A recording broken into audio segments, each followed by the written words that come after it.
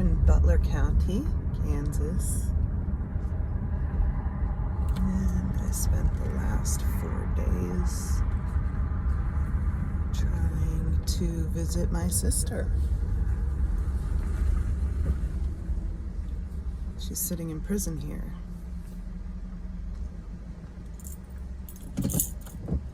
Oh, I'm sorry, jail. Until she gets convicted. I have to take a moment. I just left the jail.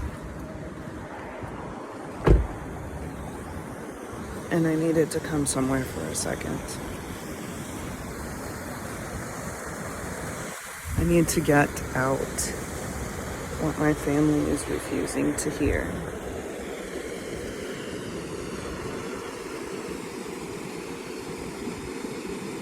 I've got to start talking again. Time to start using my voice again. Look at this.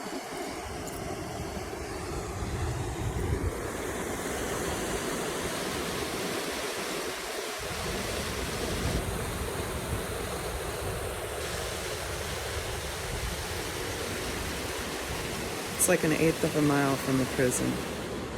The prison's right across that field. Oh, I'm sorry, jail. County jail.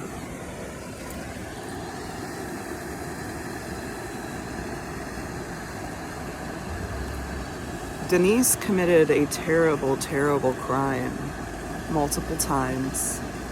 A crime that proves she's extremely sick. Should never be allowed around children again.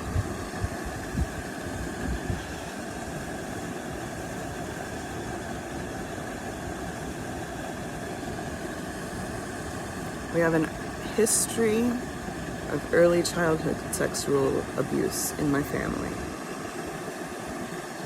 And I started talking about it 14 years ago, again at 12 years ago.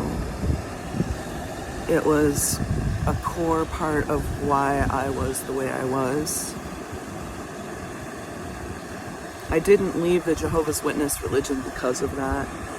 But my life experiences absolutely played into my need to leave. My heart believed I was a terrible person my whole life until I left that religion. And when I left, at the official meeting of me leaving, I said, I don't believe this is the organization of God. I believe this is an organization of men. And that is my official reason for leaving. But after I had kids, I started to talk about my early childhood sexual traumas. I started quietly at first, when I had my firstborn. And then once I had my second, I talked a lot louder. I talked in the only way that I could. Yet the way I talked turned me into an apostate of the Jehovah's Witness religion. And at that point, my family would no longer engage with me at all.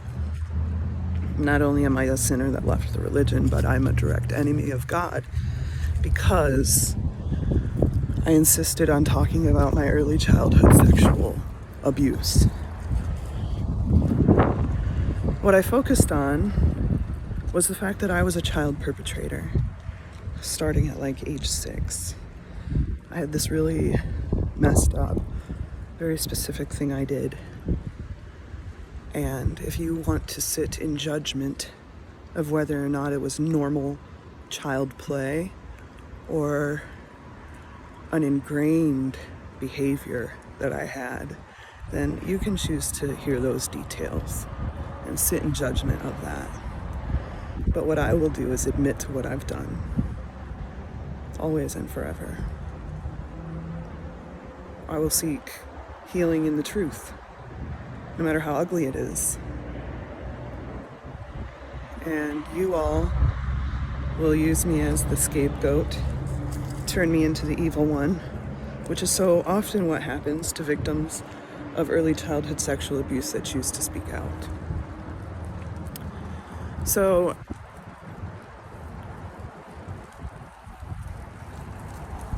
yeah. I've come to confront the family once again. And it's gone pretty much as I could have expected. They've further buckled down in their stance to shun me, except for my mom. My mom's always been happy to see me, always wanted me to be around. And you can hear it in the recording of my last interaction with them. But my dad will take any step he can, legally or otherwise, to further shun me. So he put a trespass on me when I stopped in Michigan, and saw that my father still has in his direct, access, kids the same age I was, with the same traumas, now living under his supervision, under his roof again. Denise, the family you married into needs to understand how dangerous Dad and our brothers are. You can use me as the scapegoat all you want, but I'm the only one that's speaking openly and honestly about what happened that started this whole cycle.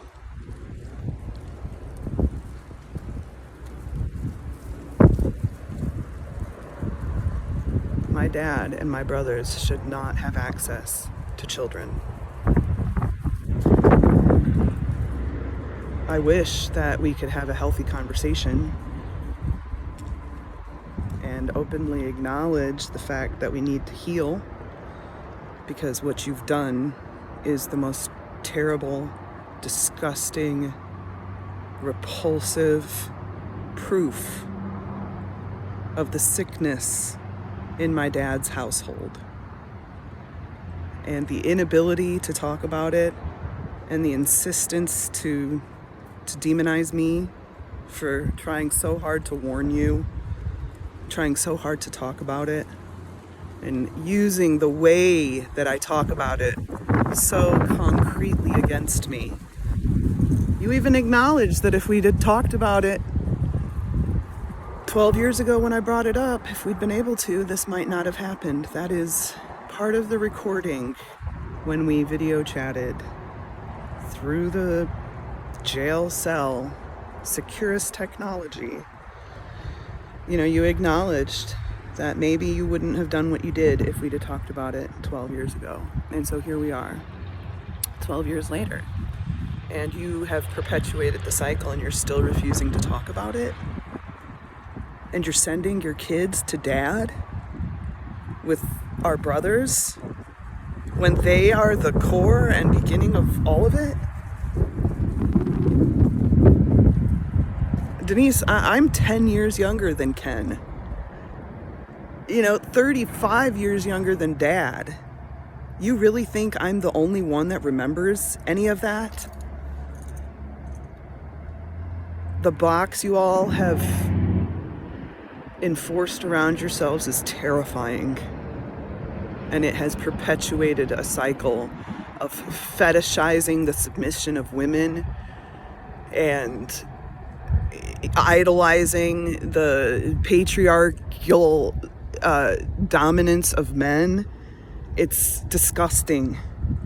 Right, and the evidence is so disgustingly clear, right down to Womochil's, TikTok pages. What you fell prey to, Denise, it's such disgusting evidence of the sick and disgusting game Dad has forced our family to play.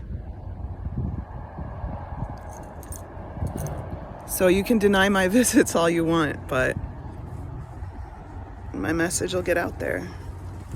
This message will get out there. The truth has come out. I love truth. I love facts. in a way that those of you who are in the truth, in the truth, will never be able to comprehend.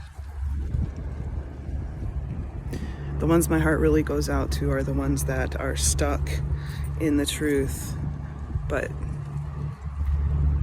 are intelligent enough to know better. I'm here. Come find me.